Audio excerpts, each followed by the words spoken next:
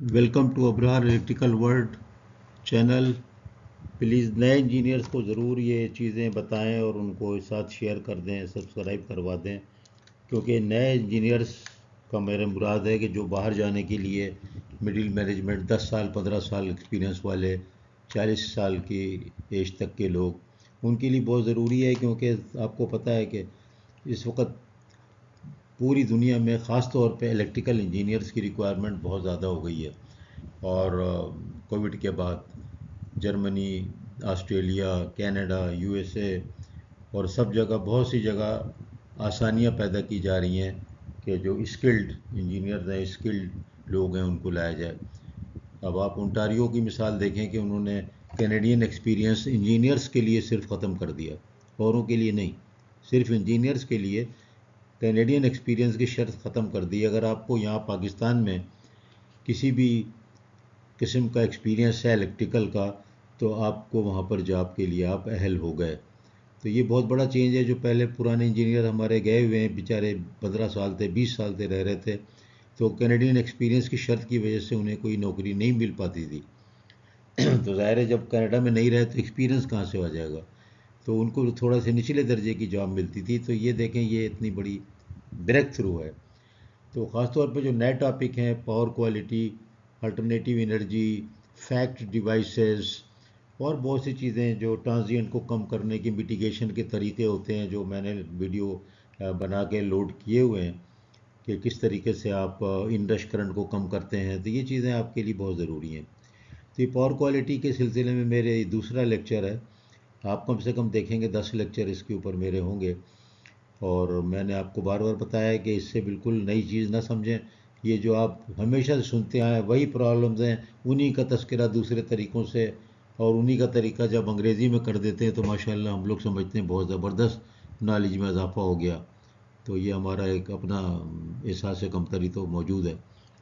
वही चीज़ अगर मालूम है किसी बच्चे को उर्दू में या रीजनल लैंग्वेज में, तो उसकी कोई अहमियत नहीं है। लेकिन वही चीज़ अंग्रेज़ी मालूम हो गई तो बच्चा बहुत काबिल हो गया माशाल्लाह से। वो सिंधी, पंजाबी, पश्तो, उर्दू में बोल रहा है, तो बलूची में तो वो हमारे यहाँ नॉलेज में काउंट नहीं होता माशाल्लाह। बहरहाल ये चीज़ें ज़रूरी होती हैं अपने जूनियर इंजीनियर्स के दिमाग में डालने के लिए कि अपने को कमतर न समझें। और सारी चीज़ें वही पुरानी हैं, घूम फिर करके नए नामों के साथ, नए पैकेट में, नई पैकेज में इंटरनेशनल कंपनीज बेच रही होती हैं। जैसे मैंने बहुत पहले के लेक्चर में बताया कि अगर एक रिले 87 डिफरेंशियल, उसको 87T, 87G, 87M और 87B और क्या क्या करके वो बेचे जाएंगे, और आपको बताएंगे ये इसमें ये मसला है, ये ख़ास तौर पे जनरेटर के लिए, ये ख़ास तौर पे है ट्रांसफार्मर के लिए, और कीमतें बढ़ाएंगे। तो ये एक बेचने का तरीका है। और वो तरीका यही है कि आपको अंग्रेज़ी में बताया जाए तो बड़ा अच्छा नॉलेज है, मैं उर्दू में बता रहा हूँ तो ये कम नॉलेज वाला आदमी समझा जाएगा। आगे बढ़ते हैं। ये जो कचौके लगाने जो है ना, ये बहुत ज़रूरी हैं हमारी नस्ल को। तो पावर क्वालिटी कुछ भी नहीं है। अगर आपके पास एक डिज़ायर्ड वोल्टेज आपको कंपनी ने डिफ़ाइन किया, एक डिज़ायर्ड फ्रीक्वेंसी आपको बताई, उससे एक डेविएशन स्टैंडर्ड मुकर्रर है कि इतना हो सकता है कम और ज़्यादा, उससे आगे कम या ज़्यादा अगर कोई भी क्वांटिटी होगी तो वो उसको कहा जाएगा कि वो डिस्टॉर्टेड है या उसकी क्वालिटी ख़राब है। ये हर चीज़ में है, बिजली की बात नहीं है, कोई भी चीज़ है जो आप लेके आते हैं आपको बताया जाता है इसमें इस तरह की चीज़ें हैं, ये इंग्रेडिएंट हैं, ये उनका लोड है, ये इनका वेट है। उससे कम ज़्यादा होगा तो आप कहते हैं यार ये चीज़ ख़राब है। तो बिल्कुल वही चीज़ है, अगर वोल्टेज आपको जो डिफ़ाइन किया गया लिमिट में उससे कम मिल रहा है तो ये पुअर क्वालिटी हो गई। फ्रीक्वेंसी कम मिल रही है, हाई मिल रही है, लो मिल रही है, पुअर हो गई। फ्रीक्वेंसी सही नहीं मिल रही है, उसमें हार्मोनिक्स हैं, तो ये ख़राब हो गई। तो यानी कंसिस्टेंसी होनी चाहिए, जो कहा वो मिले, और उसकी एक लिमिट है। ज़ाहिर है कि 100% तो कोई चीज़ भी परफेक्ट नहीं हो सकती, तो इसलिए वो एक लिमिट है। और वो लिमिट ये है कि जो आपको आईसी और आईटीपीली और ईएन वगैरह में डिफ़ाइन की होती है। पीएसआई में तो कोई ऐसी चीज़ें, पाकिस्तान स्टैंडर्ड में तो अभी तक ये चीज़ें का इतना तस्करा नहीं आया, ना ही वो कोई इसमें काम करते हैं। मैंने तो देखा नहीं कि कोई ऐसा काम हो रहा हो वहाँ पर के PSI में इन चीज़ों को सही तरह कमेटियाँ बना के इस्टेब्लिश करें कि ये क्या चीज़ है। ज़्यादातर ये होता है कि कॉपी कर लेते हैं और उसके ऊपर कुछ नाम लिख देते हैं जिनसे जिनसे आपका ताल्लुक़ हो। बहरहाल ये कड़वी बातें भी ज़रूरी है। अब देखें स्टैंडर्ड एप्लीकेशन मैंने अपनी पहली वीडियो नंबर 1 में भी ये सारी चीज़ें दी हुई हैं, तो आगे चलते हैं। ये पावर क्वालिटी के पैरामीटर्स का मतलब ये है कि जो आईसी है ना, उसने ये पैरामीटर डिफाइन किए हैं जिनको कि आपने देखना है, जो कि आपको देखना है, जो कि आपको मेजर करना है। मेजर करने पे एक अलग वीडियो आपको मिलेगा, क्योंकि मेजर करने के लिए पावर क्वालिटी के पॉइंट ऑफ व्यू से बहुत ही अच्छे किस्म के स्टैंडर्ड इक्विपमेंट की ज़रूरत होती है, जिनका अलग से मेथड ऑफ मेजरमेंट बयान किया गया है आईसी और IEEE के स्टैंडर्ड्स में। उनका तज़किरा भी मैं अलग वीडियो में करूँगा। यहाँ पर आप सिर्फ ये देख लें कि ये जो चीज़ें लिखी हुई हैं ये आपको मेजर करनी है। आपको मतलब ये है कि अच्छे क्वालिटी के इक्विपमेंट के ज़रिए अच्छे कंसल्टेंट या अच्छी कंपनी जो काम करती है पावर क्वालिटी मिटिगेशन का, पावर क्वालिटी एनालिसिस का, पावर क्वालिटी डिटेक्शन का, उनको हायर करके आप उन इक्विपमेंट को इस्तेमाल कर सकते हैं खुद भी। और अगर आप यूटिलिटी कंपनी में है तो यूटिलिटी तो अपने खुद ही करती है। मैंने अपनी वीडियो लेक्चर 1 में बताया कि 3 सेक्टर ज़िम्मेदार हैं, utility, consumer and customer. Utility सबसे कम ज़िम्मेदार है, और वो यूँ कि यूटिलिटी जो है करोड़ों डॉलर इन्वेस्ट करती है पावर जनरेशन पे, ट्रांसमिशन पे, डिस्ट्रीब्यूशन पे, तो वो कभी भी नहीं चाहेगी कि वो उसके अंदर जो क्वालिटी ख़राब दे और उसके ऊपर केसेस हों और उसके ऊपर मुकदमेबाजी हो और उसको फ़ाइन देना पड़े, नेपरा को फ़ाइन देना पड़े, या उसको इंटरनेशनल तो कस्टमर को भी फ़ाइन के तौर पे कंपनसेशन देना पड़ता है एडवांस डेवलप्ड कंट्रीज़ में। तो यूटिलिटी कंपनी के जनरेटर जो होते हैं ना, बड़ी हाई क्वालिटी के होते हैं। वो समझ लें कि उनके अंदर हार्मोनिक पैदा नहीं होती है। हार्मोनिक जो पैदा अब ज़्यादा होने लगी, जितना जितना हम ग्रीन एनर्जी पे जा रहे हैं उतने ज़्यादा हम पावर क्वालिटी को तबाह व बर्बाद कर रहे हैं। लेकिन वो भी ज़रूरी है ग्रीन। आपको पता है कोई भी चीज़ जब नई आती है और उसके साथ कुछ अच्छाइयाँ और कुछ बुराइयाँ और कुछ खामियाँ होती हैं। इसी तरह ग्रीन एनर्जी का साफ साफ मतलब ये है कि पावर क्वालिटी को ख़राब करना। कहीं भी पढ़ लें, ये मैं नहीं कह रहा हूँ, ये बिल्कुल है। वजह यह है कि जहाँ पर भी ग्रीन एनर्जी है वहाँ पर जो है पावर इलेक्ट्रॉनिक्स का इस्तेमाल है, और जहाँ पर भी पावर इलेक्ट्रॉनिक्स का इस्तेमाल है, डायोड का है, SCR का है, IGBT का है, VFDs हैं, तो फिर वहाँ पर लाजमी तौर पे कोई ना कोई क्वालिटी में फ़र्क आएगा। और वो फ़र्क जो है, जैसे जैसे ग्रीन एनर्जी बढ़ रही है वैसे वैसे पावर क्वालिटी के मसाइल बढ़ रहे हैं, वैसे वैसे उनको मिटिगेशन ज़रूरी हो गया है। इसीलिए टॉपिक इम्पॉर्टेंट हो गया है with the advent and use of the solar energy and the wind energy. तो इसलिए तो बहरहाल ये जो पैरामीटर हैं इनमें से अगर आप 5-6 भी साथ याद हैं और इंटरव्यू में आपसे पूछता है अच्छा भाई पावर क्वालिटी बताएं क्या होती है, ठीक है बता दिया। उसके बाद वो पूछते हैं कि आप बताइए कि पावर क्वालिटी में कौन कौन से पैरामीटर पर नज़र रखनी चाहिए और मेजर होने चाहिए। तो आप उसमें से अगर ये लिखें 14, 15, 20, तो आप 5-6-7 मोटे मोटे भी बताएंगे तो आप वो टेस्ट पास कर जाएंगे और जॉब आपको मिल सकती है। पावर क्वालिटी जब आप कनाडा में, अमेरिका में और ऑस्ट्रेलिया में और न्यूजीलैंड में और जर्मनी भी बहुत इंपॉर्टेंट हो गया है उसमें भी। तो अगर आप जॉब के लिए अप्लाई करते हैं, वहाँ जाते हैं, वर्क परमिट लेते हैं, स्पेन में भी, तो मिडिल ईस्ट में, तो वहाँ पर ये चीज़ों के सवालात आपसे हो सकते हैं। इसलिए मैंने इसके ऊपर मैं 8-10 वीडियो बना रहा हूँ और आपको पूरे एक इसके अंदर सब टाइटल के तौर पे पावर क्वालिटी में आपको ये मिलना शुरू हो जाएंगे।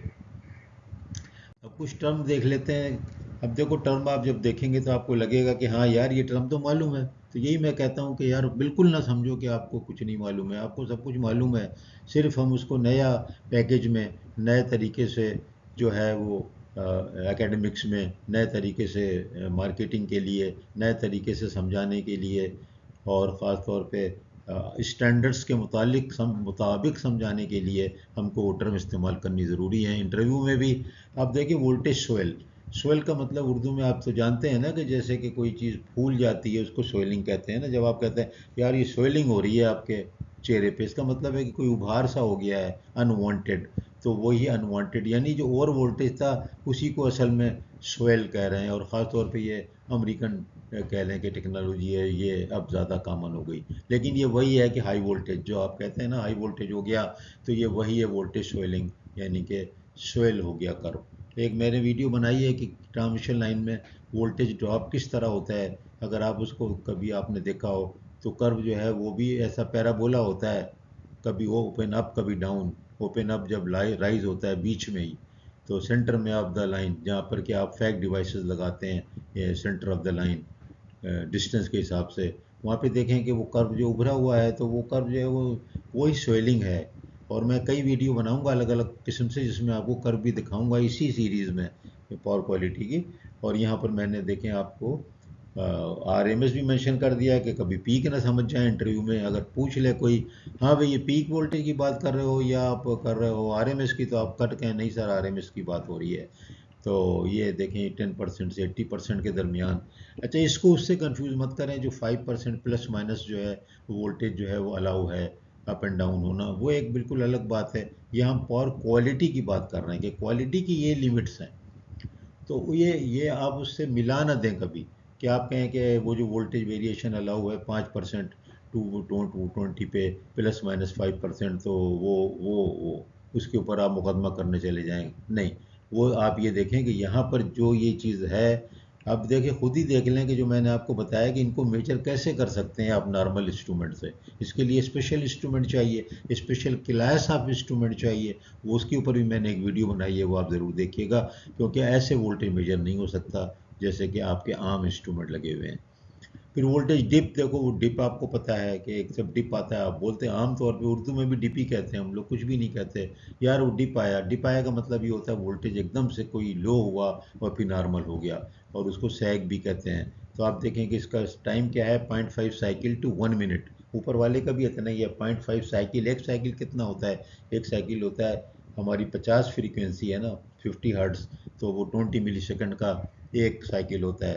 तो यानी कि 10 मिली सेकेंड से लेके 1 मिनट तक अगर ये कंडीशन होगी, वोल्टेज स्वेल होगा यानी ज़्यादा होगा, या वोल्टेज डिप होगा यानी सैग होगा, तो ये आपका कहलाएगा कि ये हमारी जो वोल्टेज की कमिटेड वैल्यूज़ हैं, या वोल्टेज की जो सस्टेनेबिलिटी है, या वोल्टेज की इस वक्त जो कंसिस्टेंसी है उसमें फ़र्क आ गया है, और ये जो है कहलाएगा कि ये पुअर पावर क्वालिटी है, पुअर वोल्टेज है, तो पुअर क्वालिटी ऑफ वोल्टेज है। तो ये इस तरह इम्पॉर्टेंट है। यहाँ मैंने लिख दिया, देखें ब्रिटिश भी लिख दिया, और सैग के आगे इंग्लिश अमेरिकन का मतलब USA। फिर फ्लिकर का देखें, ये रिपीटेटिवली जब कोई चीज़ हो ना, आप कहते हैं ना फ्लिकरिंग हो रही है, तो आप देखते हैं कि बार बार आहिस्ता आहिस्ता आहिस्ता आहिस्ता ट्यूबलाइट आपकी या बल्ब जो है वो हिल रहा है, जैसे बल्ब ही हिल रहा है, पूरा एलिमेंट ही हिल रहा है। तो वो जो है ना उसको हम कहते हैं फ्लिकर, जो रेप एंड इसमें चेंज होता है। तो ये एक टर्म यूज़ होती है। इसका मेजर करने का भी तरीका होगा, वो भी स्पेशल होगा। ये कहाँ से कैसे मेजर कर लेंगे आप, यहाँ पर रेंज आपको दी हुई है, और ये फ्लिकर बहरहाल वोल्टेज में ही होता है।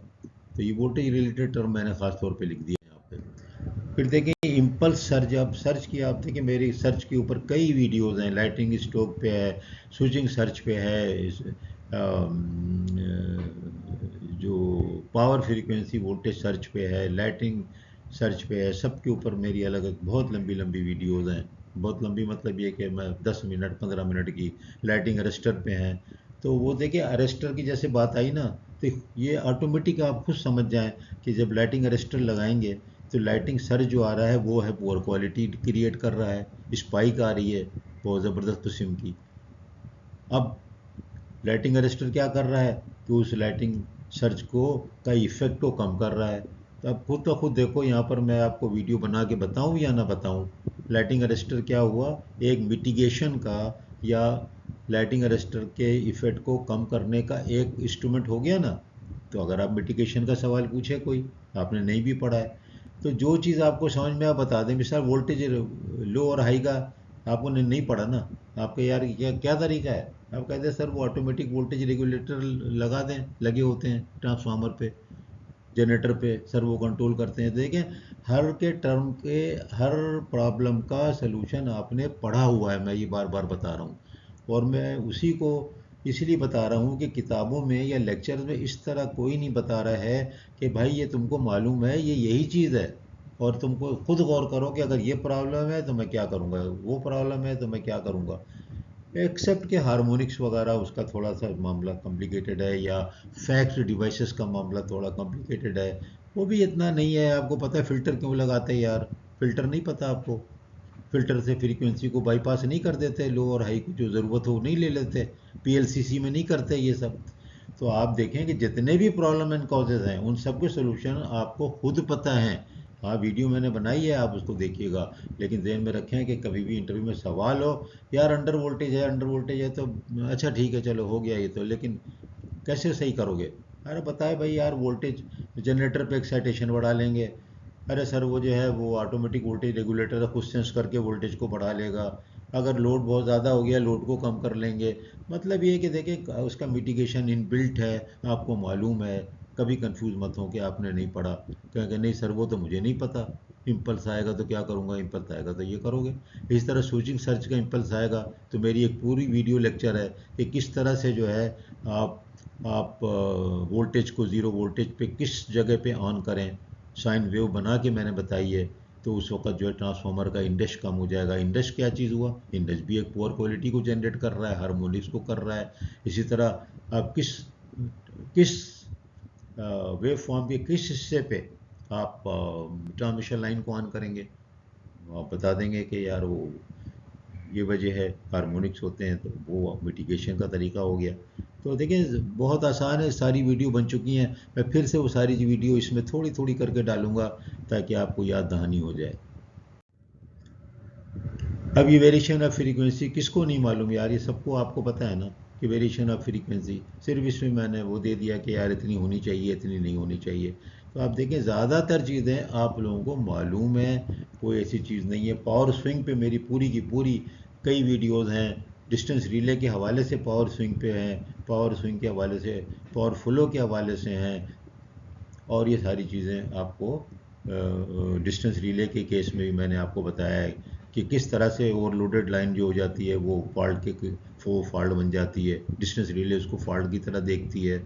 किस तरह से जो पावर स्विंग जो है उसको डिस्टेंस रिले फॉल्ट के तौर पे देखती है, किस तरह उसको मिटिगेशन करें। तो यार वही बात तो हो गई ना, हाफ फ्रीक्वेंसी डिस्टेंस रिले को किस तरह बचाएं अनवांटेड ऑपरेशन से, तो वो क्या मिटिगेशन ही तो हो गया ना पावर फेलियर का। पावर फेलियर का मिटिगेशन का मतलब क्या हो गया कि जो पावर क्वालिटी की डिफिनेशन है, कंसिस्टेंसी हो, उसके अंदर स्टेबिलिटी हो, उसके अंदर इंटरप्शन ना हो, तो यार वही तो हो गया ना। तो इस तरह वो सारी चीज़ें आप मिला जुला के बयान कर सकते हैं, कोई नई चीज़ नहीं आने वाली इसमें, बड़ी आसान चीज़ है पावर फ्रीक्वेंसी। अभी देखो वेव फॉर्म हार्मोनिक्स पे मेरी कोई मेरा ख्याल है 10 15 20 लेक्चर्स हैं, वो सारे के सारे इस पे अप्लाई होते हैं। जब आप हार्मोनिक्स पढ़ते हैं याद रखो कि हार्मोनिक्स का मतलब ही जो है पावर सिस्टम की क्वालिटी को तबाह बर्बाद करना है। और ये कहाँ पैदा हो रहे हैं, ये ज़्यादा हार्मोनिक्स जो पैदा हो रहे हैं जनरेटर से, ये सोलर एनर्जी के चक्कर में जो ये लगे हुए हैं इन्वर्टर, इससे ये लो क्वालिटी के इन्वर्टर लगे हुए हैं, इससे लो क्वालिटी के ना हो तो भी ये जो मोटर के लिए वीएफडी लगी हुई हैं, फ्रीक्वेंसी वेरिएबल फ्रीक्वेंसी ड्राइव, उनसे ये जो रेक्टिफायर लगे हुए हैं उनसे, उन सब से ये हार्मोनिक्स पैदा हो रहे हैं। ये जो फैक्ट डिवाइसेस हैं इनसे, हर फैक्ट डिवाइसेस के साथ आप देखो मैंने जो डायग्राम भी बनाई है, एक फ़िल्टर भी लगाया हुआ है कि जो उसे डिस्टॉर्टेड हार्मोनिक्स हो तो वो वापस ज़मीन में चली जाएँ या वो नलीफाई हो जाए। तो देखिए ये सब बड़ा आसान है। मैं बार बार इसलिए आसान कहता हूँ कि नए टॉपिक से लोग घबरा जाते हैं कि यार ये पता नहीं क्या है, ये तो मुझे नहीं पता है।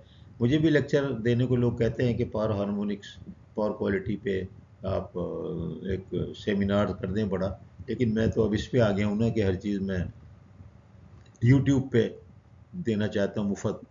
तो मैं अब कोई पेड सेमिनार वगैरह आमतौर पे नहीं कर रहा हूँ, आमतौर पे क्या कर ही नहीं रहा हूँ। तो ये था एक छोटा सा और वीडियो। और टोटल नटशेल ये है कि पावर क्वालिटी कोई नई चीज़ नहीं है, हमेशा से हमारे साथ है। उसके कॉजेज़ हमारे इनबिल्ट हमको पता हैं, उनके अंदर पैरामीटर हमको पता है, उनका मिटिगेशन हमको पता है, सिर्फ हमें उनके टर्म्स नहीं आते। वो टर्म्स हमें याद नहीं है, वो टर्म हमें याद नहीं है। वो टर्म कौन से? वो टर्म जो IEEE और IEC के मुताबिक हों, और जो जर्मनी जा रहे हों वो यूरोपियन स्टैंडर्ड EN या VDE और DIN को भी मुताला कर लिया करें, उनके इंग्लिश वर्जन भी होते हैं। तो उसमें फिर आप क्या होगा कि आप यूरोप के लिए भी फिट हो जाएंगे। तो ये मेरा आज का जो है एक मामूली सा सबक है, जिसमें मैंने आप लोगों को लेक्चर भी देने की कोशिश की है। और यानी लेक्चर का मतलब ये कि अपने जो है वो सेल्फ स्टीम को हाई करने के लिए, सेल्फ स्टीम को हाई रखें। बहुत नॉलेज आप लोगों के पास है और सबके पास है, और इनको शेयर करें, नए बच्चों को ज़रूर बताएं। आपको भी फ़ायदा होगा और औरों को भी फ़ायदा होगा। जहाज़ मिलेंगी, लोग दुआ देंगे तो बहुत फ़ायदा होगा। पैसे से कोई लिंक ना करें उसको, उसको आप बांटें इल्म को।